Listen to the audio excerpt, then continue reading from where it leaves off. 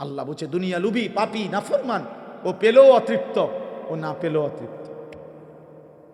এই আয়াতের তাফসীর। কুকুরের স্বভাব, কুকুরকে দৌড়ানি দিছে তো জিব্বালম এরকম করে, আবার তাকে ছেড়ে দিছে, এখন দাঁড়াইয়া রয়েছে, তবুও সে জিব্বা লম্বা করে এমন করে। ইন তাহমিলহু ইয়ালহাস আও তাতরুকহু ইয়ালহাস। আল্লাহ বলছে দুনিয়া লুবি, পাপী, নাফরমানের স্বভাব এটা। ও সারা রাত উলঙ্গ ছবি দেখছে তবুও অতৃপ্ত, আবার দেখে না তবুও অতৃপ্ত। গুনাহ ওরে কখনো শান্তি দেয় না, গুনাহ কখনোই তৃপ্তি দেয় না। আল্লাহর কসম, গুনার সবচেয়ে বড় অভিশাপ, গুনাহ তৃপ্তি দেয় না। এক সাগর মদ পান করলেও মদখোর তৃপ্ত হয় না, এক গ্লাস পবিত্র পানি পান করলে মানুষ তৃপ্ত হয়ে যায়।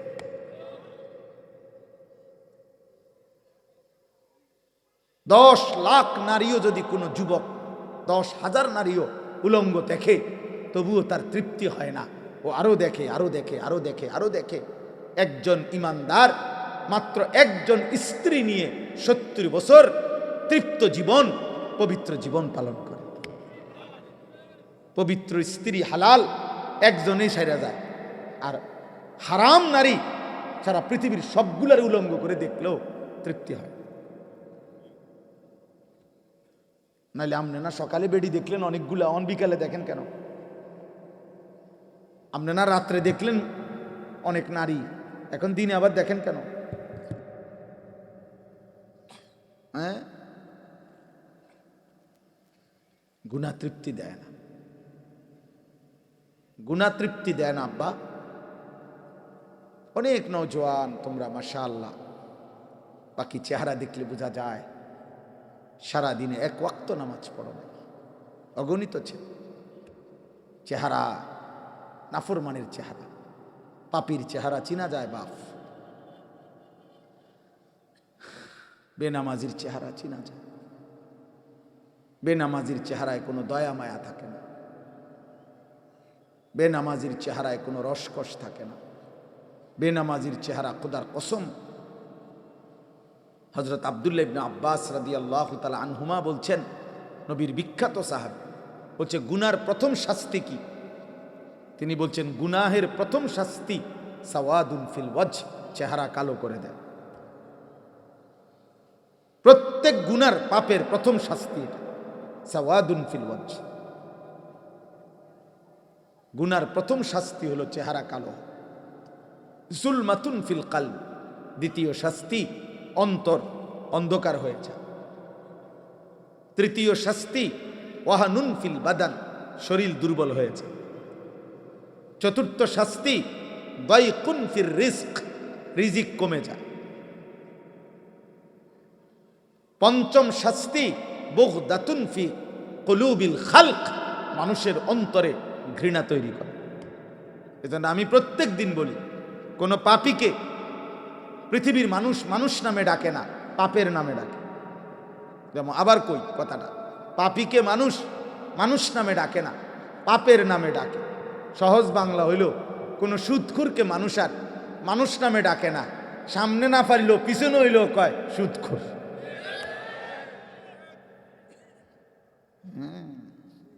আমনে চিল লাগিয়ে গেল আর কি।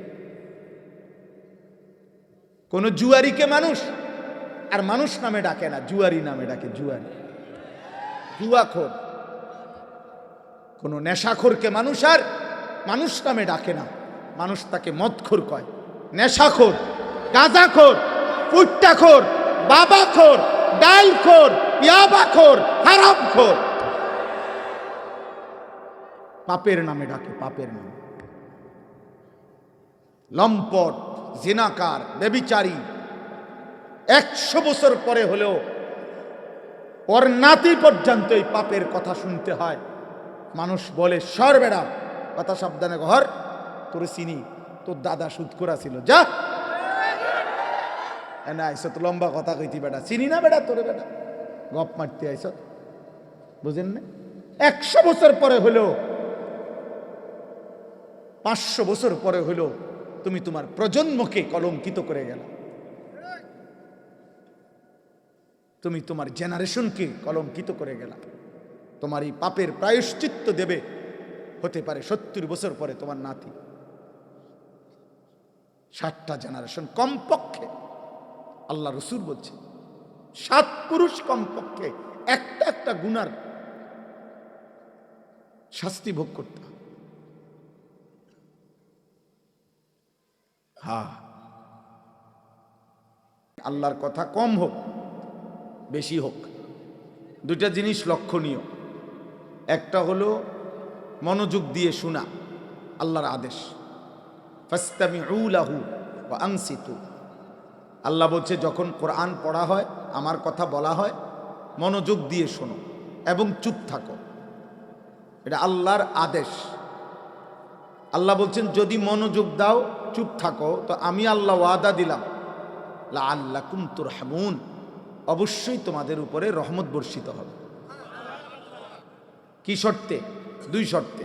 যদি মনোযোগ দাও এবং চুপ থাকো, আল্লাহ বলছে তোমাদের উপরে রহমত বর্ষিত হবে। আর তাফসিরের মধ্যে আছে রহমত বর্ষিত হবে মানে কি? মানে হলো আল্লাহ তোমাকে আল্লাহর কথার উপরে আমল করার তৌফিক দিবে, আমলের সুযোগ দিবে।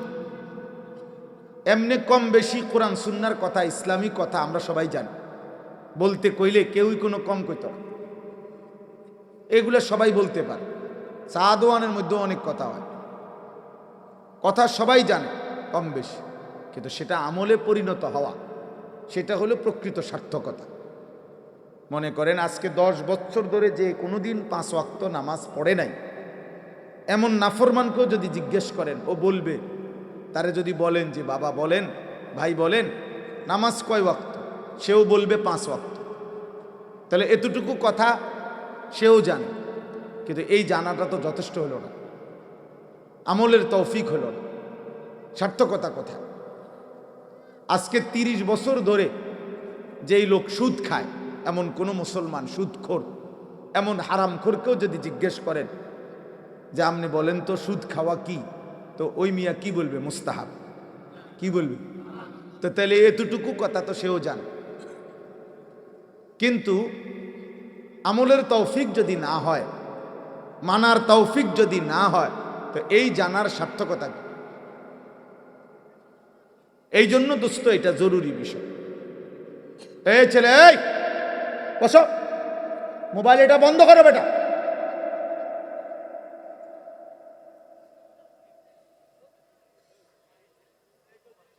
অতএব এটা জরুরি বিষয়।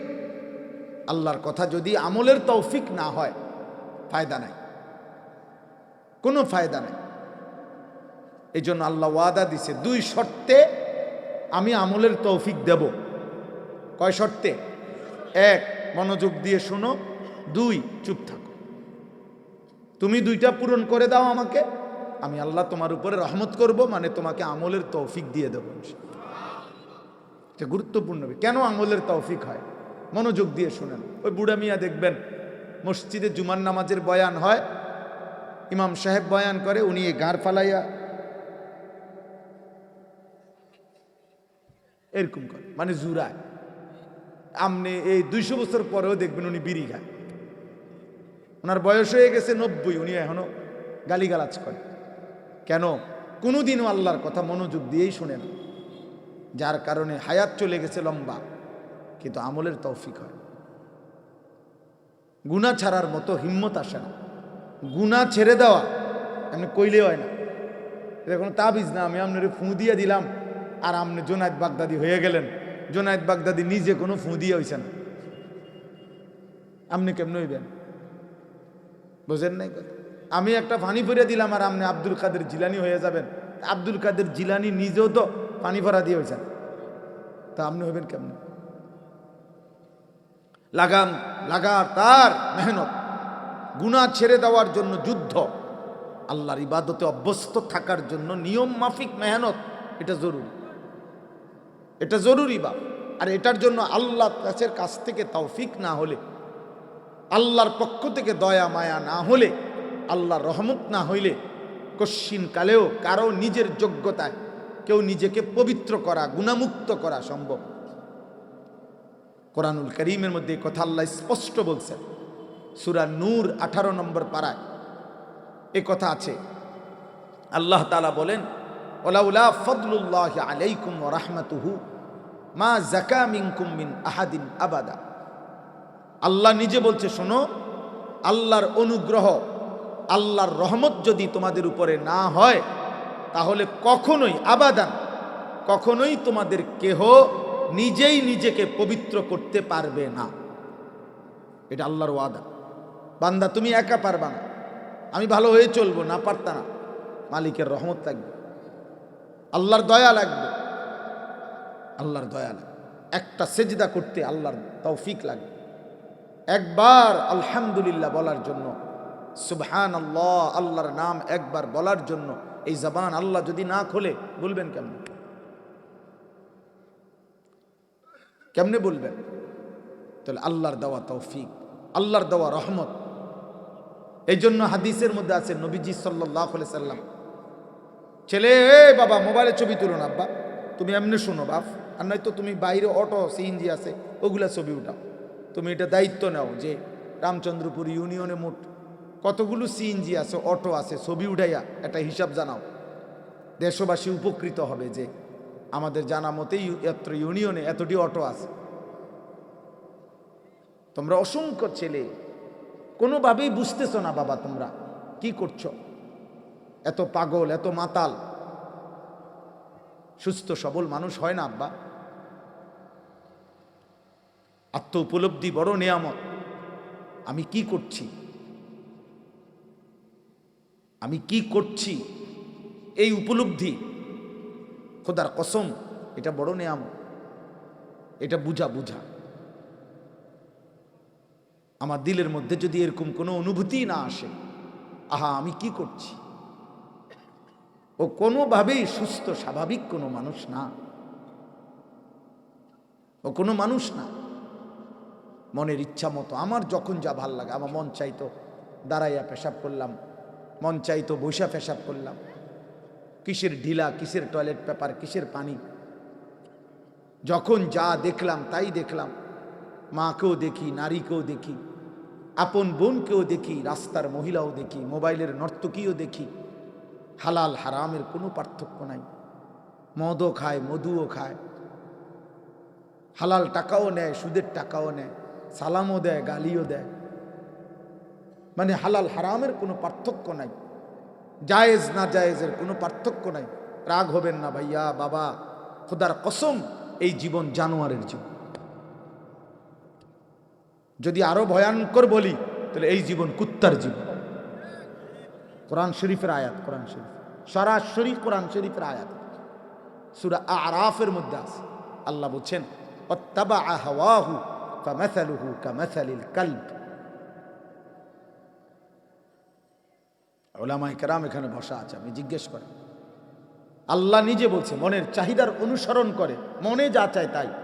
আল্লাহ বলেন তার দৃষ্টান্ত ফামাসালুহু, যে আল্লাহর হুকুম রাসূলের তরিকা, কিচ্ছুর কোনো পরোয়া নাই, তার মনে যা চায় তাই করে। খোদার কসম, আল্লাহ বলছে তার দৃষ্টান্ত কামাসালিল কালব, কুত্তার মতো। ওই জীবন কুত্তার জীবন। সরাসরি কোরআন শরীফের শব্দ, কামাসালিল কালব ইন তাহমিলহু ইয়ালহাস আও তাতরুকহু ইয়ালহাস। আল্লাহ বলছেন কুত্তার স্বভাব, তার উপরে যদি বোঝা চাপিয়ে দাও বা তার দৌড়ানি দাও তবুও জিব্বা লম্বা করে সে হাঁফায়। আবার যদি তাকে ছেড়ে দাও তাহলে দাঁড়াইয়াও জিব্বা লম্বা করে হাঁফায়। কোরআন শরীফের আয়াত।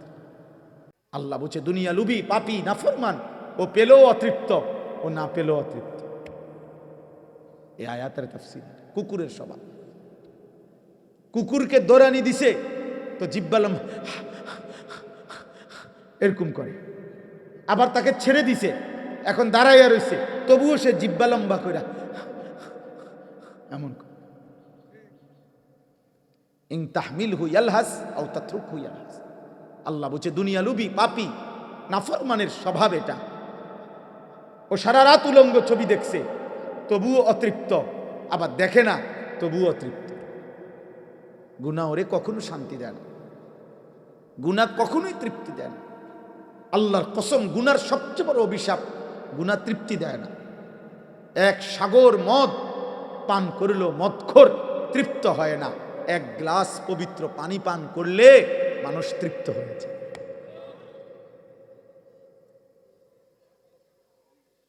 10 লাখ নারীও যদি কোনো যুবক, 10,000 নারীও উলঙ্গ দেখে, তবুও তার তৃপ্তি হয় না, ও আরো দেখে, আরো দেখে, আরো দেখে, আরো দেখে।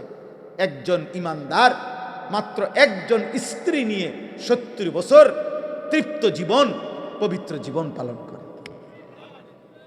পবিত্র স্ত্রী হালাল একজনেই সাইরা যায়, আর হারাম নারী সারা পৃথিবীর সবগুলার উলঙ্গ করে দেখলেও তৃপ্তি হয়। নাহলে আপনি না সকালে বেডি দেখলেন অনেকগুলা, অন বিকালে দেখেন কেন? আপনি না রাত্রে দেখলেন অনেক নারী, এখন দিনে আবার দেখেন কেন? হ্যাঁ, গুনাহ তৃপ্তি দেয় না, গুনাহ তৃপ্তি দেয় না আব্বা। অনেক নওজোয়ান তোমরা মাশাআল্লাহ, বাকি চেহারা দেখলে বোঝা যায় সারা দিনে এক ওয়াক্ত নামাজ পড়ো না, অগণিত চেহারা নাফরমানের চেহারা, পাপীর চেহারা চিনা যায় বাপ, বেনামাজির চেহারা চিনা যায়। বেনামাজির চেহারায় কোনো দয়া মায়া থাকে না, বেনামাজির চেহারায় কোনো রসকস থাকে না, বেনামাজির চেহারা খোদার কসম। হযরত আব্দুল্লাহ ইবনে আব্বাস রাদিয়াল্লাহু তাআলা আনহুমা বলছেন, নবীর বিখ্যাত সাহাবী, বলছে গুনার প্রথম শাস্তি কি? তিনি বলছেন গুনাহের প্রথম শাস্তি সাওয়াদুন ফিল ওয়াজহ, চেহারা কালো করে দেয়। প্রত্যেক গুনার পাপের প্রথম শাস্তি এটা, সাওয়াদুন ফিল ওয়াজহ। গুনার প্রথম শাস্তি হলো চেহারা কালো। জুলমাতুন ফিল কলব, দ্বিতীয় শাস্তি অন্তর অন্ধকার হয়ে যায়। তৃতীয় শাস্তি ওয়াহানুন ফিল বাদান, শরীর দুর্বল হয়েছে। চতুর্থ শাস্তি দাইকুন ফির রিজক, রিজিক কমে যায়। পঞ্চম শাস্তি বুগদাতুন ফি কুলুবিল খালক, মানুষের অন্তরে ঘৃণা তৈরি করে। এজন্য আমি প্রত্যেক দিন বলি, কোন পাপীকে পৃথিবীর মানুষ মানুষ নামে ডাকে না, পাপের নামে ডাকে। যেমন আবার কই কথাটা, পাপীকে মানুষ মানুষ নামে ডাকে না, পাপের নামে ডাকে। সহজ বাংলা হইল, কোন সুদখোরকে মানুষ আর মানুষ নামে ডাকে না, সামনে না পারলেও পিছনে হইলেও কয় সুদখোর।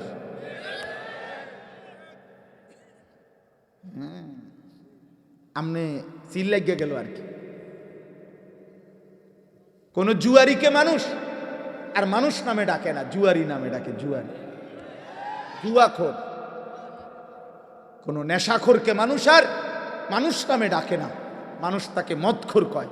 নেশাখোর, গাঁজাখোর, পুট্টাখোর, বাবাখোর, ডালখোর, ইয়াবাখোর, হারামখোর, পাপের নামে ডাকে, পাপের নামে। লম্পট, জিনাকার, ব্যভিচারী 100 বছর পরে হলেও ওর নাতি পর্যন্ত এই পাপের কথা শুনতে হয়। মানুষ বলে সর বেড়া, কথা সাবধানে ঘর, তোর চিনি, তোর দাদা সুদখোর ছিল, যা না আইস তো লম্বা কথা কইতি বেটা, চিনি না বেটা তোরে, বেটা গপ মারতে আইস, বুঝেন না? 100 বছর পরে হলেও, 500 বছর পরে হলেও তুমি তোমার প্রজন্মকে কলঙ্কিত করে গেল, তুমি তোমার জেনারেশনকে কলঙ্কিত করে গেল। তোমার এই পাপের প্রায়শ্চিত্ত দেবে হতে পারে 70 বছর পরে তোমার নাতি। 60টা জেনারেশন কমপক্ষে, আল্লাহ রসুল বলছে 7 পুরুষ কমপক্ষে একটা একটা গুনার শাস্তি ভোগ করতে হবে। হ্যাঁ, এই জন্য দোস্ত আমার, বন্ধু আমার, ভাই আমার, এমন নষ্ট হইও না, এমন চরিত্রহীন হইও না বাপ, এমন বেনামাজি হইও না। এমন নাফরমান হইও না যে জগৎবাসী তোমারে আর কোনো দিন মানুষ নামে ডাকে না। আমি নিজে দেখছি, আমি নির্দিষ্ট কাউকে বলি নাই, আমি নিজ চোখে দেখছি, আমার সামনে দেখছি। ভদ্রলোকের কর্মচারী ভদ্রলোককে মনে 5 মিনিটে 15 বার কইছে জি স্যার, জি জি জি জি স্যার, জি জি জি জি জি জি, মানে জি কইতে কইতে ফেনা উঠে এলেছে। ভদ্রলোক যখন চলে গেল, কর্মচারী কইল, কয় হুজুর মনটা চাইছে 5 হাত একটা লাত্তি দিই। আল্লাহর কসম কইছে। আমি কইলাম ইন্নালিল্লাহ। আপনি এটা কি কইলেন? উনি আপনার বস, আপনি ওনার এটা কি কইলেন? হুজুর আপনি জানেন না, কাঠটা সুদখোর। এই শব্দটা কইছে, কাঠটা সুদখোর। তাহলে এটাই বললাম, হতে পারে সামনে বলতে পারে নাই, পিছনে হইলেও আপনার কপালে আর ইজ্জত জুটবে না, সম্মান আর জুটবে না।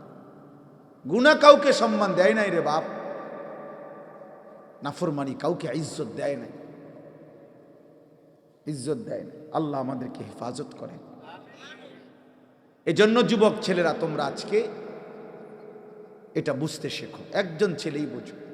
আমি এরা বললাম না, আমি সবার সমর্থনের জন্য আসি না, আমি আল্লাহর কথা বলার জন্য আসি। আমরা প্রত্যেকের এটা ভাবা উচিত, ফিকির করা উচিত। কমপক্ষে আত্ম উপলব্ধি, যে কথার থেকে আমি বলতেছিলাম যে আত্ম উপলব্ধি, এটা বড় নিয়ামত। আমার ভিতরে আমার একটা অনুভূতি জাগা যে আসলে আমি কে, কোত্থেকে আসলাম, কে আমাকে সৃষ্টি করলো, আমি কেন বানাইলো, আমি করছি কি, তিনি চান কি, আমি যা করছি তিনি কি তাই চান, তিনি যা চান আমি কি তা করছি। আফা হাসিবতুম আন্নামা খালাকনাকুম আবাসান, আল্লাহ বলেন কি ভাবছো বান্দা, তুমি কি ভেবেছো আমি তোমাকে অনর্থক বানিয়েছি? কোনো উদ্দেশ্য নাই। খাইবা, ঘুমাইবা, পেশাব পায়খানা করবা, নারী দেখবা, ছবি দেখবা, মদ খাইবা, জুয়া খেলবা, অশ্লীল উলঙ্গ দৃশ্য দেখবা, মোবাইলের নর্তকী নিয়ে পড়ে থাকবা, খালাস, এই ভেবেছো? ও আন্নাকুম ইলাইনা লা তুরজাউন, তুমি কি ভেবেছো বান্দা আমার কাছে ফিরতে হবে না, আর আসতে হবে না বান্দা? বারবার এই কথাটা বহুবার আছে, বহু কোরআনে। কি ভাবছো? আল্লাহ আমাদের ভাবনা জাগাইতে চাইছে। আহাসিবান নাসু আন ইউতরাকু আন ইয়াকুলু আমান্না ওয়া হুম লা ইফতানুন। আল্লাহ বলেন মানুষরা কি ভেবেছ, তোমরা ভেবেছো তোমরা শুধু বলবা আমি আল্লাহর উপর ঈমান আনছি, আমি মুসলমান, খালাস, আমি কোনো পরীক্ষা না নিয়ে তোমারে ছেড়ে দেব? তুমি এই ভেবেছো? কোনো কাগজপত্র লাগবে না, ঈমানের কোনো প্রমাণ দিতে হবে না। তুমি ভোটার আইডি কার্ডে লিখে দিছো মুসলমান, এই যে ফেরেশতা ভাই দেখেন, বেহেশতে দিবেন না দুজকে দিবেন, এটা তো আইডি কার্ডেই আছে, আইডি কার্ড। আল্লাহ নিজে বলছে আহাসিবান নাস, আল্লাহ কোরআনে বলছে আয়াহসাবু আল্লা ইয়াকদিরা আলাইহি আহাদ। এই বান্দা কি ভেবেছো, তুমি কি ভেবেছো যে তোমার উপরে কারো কোনো শক্তি নাই? এত মদ, এত জুয়া, এত সুদ, এত ঘুষ, এত মিথ্যা, এত চুরি, এত ডাকাতি, এত জিনা, এত ব্যভিচার, এত অশ্লীলতা, এত বেহায়াপনা, এত সম্পদ লুণ্ঠন, এত বেহায়াপনা, এত বেপরদিগি, কি ভেবেছ তোমারে কেউ আর ধরবে না? না, আল্লাহ মনে করাইছে আয়াহসাবু আল্লাম ইয়ারাহু আহাদ। আল্লাহ বলেছেন ভেবেছে কি বান্দা যে তাকে কেউ দেখে না? কি ভাবছো বান্দা, তোমাকে কেউ দেখে না? তোমার উপরে কারো শক্তি নাই? বলেন না, কারো শক্তি নাই? কেউ আমাদেরকে দেখে না? আমাদেরকে অনর্থক সৃষ্টি করেছেন আল্লাহ, আমাদেরকে কোথাও ফিরতে হবে না। আল্লাহ কোরআনে বলছে আম হাসিবতুম আন তাদখুলুল জান্নাহ ওয়ালাম্মা ইয়ালামিল্লাহুল্লাযীনা জাহাদু মিনকুম ওয়া ইয়ালামাস সাবিরিন। আল্লাহ বলেছেন তোমরা কি ভেবেছো তোমরা জান্নাতে চলে যাবা, অথচ আমি তো এখনো দেখিই নাই তোমাদের মধ্য থেকে কে কে ঈমানের দাবি নিয়ে আমি আল্লাহর পথে জিহাদ করলা, যুদ্ধ করলা, জান বিলাইলা, এখনো তো আমি দেখি নাই সবর, গুনাহ থেকে ছাড়ার ক্ষেত্রে, আমার হুকুম মানার ক্ষেত্রে কে কে সবর করেছ, মজবুতির সাথে, ধৈর্যের সাথে আমার হুকুমের উপরে কে টিকে ছিলা, এটা তো আমি এখনো দেখলামই না। বেহেশতে ঢুকে লাইবা, তোমার মামুর বাড়ি। বেহেশত তোমার আব্বার শ্বশুর বাড়ি। আল্লাহ কোরআনে বলছে একই কথা, এই এক শব্দ, আম হাসিবিতুম আহাসিবা আয়াহসাবু, একই রকম শব্দ। আম হাসিবিতুম আন তাদখুলুল জান্নাহ ওয়ালাম্মা ইয়াতিকুম মাসালুল লাযীনা খালাউ মিন ক্বাবলিকুম মাসাতহুমুল বাসাউ ওয়াদ-দাররাউ ওয়াজুলজিলু। আল্লাহ বলে কি ভেবেছো বান্দা বেহেশতে চলে যাবা? এখনো তোমাদের পূর্বে যারা ঈমান এনেছিল, আদম থেকে নূহের জামানায়, ঈসার জামানায়, ইব্রাহিমের জামানায়, জাকারিয়ার জামানায়, মূসার জামানায়, হর জামানায় পূর্ববর্তী যারা ঈমান এনেছিল, আমি আল্লাহ তাদেরকে বারবার যত পরীক্ষা নিছিলাম, এমন কোনো পরীক্ষাই তোমাদের উপরে নিলাম না। এমনি এমনি বেহেশতে যাবে গা, এমনি চলে যাবে বেহেশত। হ্যাঁ, ওয়ালাম্মা ইয়াতিকুম মাসালুল লাযীনা খালাউ মিন ক্বাবলিকুম, অথচ এখনো তো তোমাদের পূর্ববর্তীদের সমপরিমাণ মুসিবত তোমাদের উপরে আসেই নাই, এর আগেই বেহেশতে চলে যাবা। আমি স্বর্ণ বাজাইয়া নেব না, জমা দিলেই স্বর্ণ, না না। স্বর্ণের কারিগর এমন জায়গাতে নিয়ে মাফে, স্বর্ণের মাফের জায়গার মধ্যে এটা এমন গ্লাসের ভিতরে আটকানো থাকে, এক জাররা বাতাসও যাতে না, এক সুতা বাতাস লাগলে ওজনে হেরফের হয়ে যায়, ওজনে হেরফের হয়ে যায়। এই মাত্র কিনা নিছেন, 1 ঘন্টা পরে আবার বেচতেন, নিলে কবে আবার গাইড কাটা যাবে, আবার কি আবার কাটবো। সকালে নিছেন বিকালে ফেরত। আল্লাহ বলেন আমি পরীক্ষা করব বান্দা।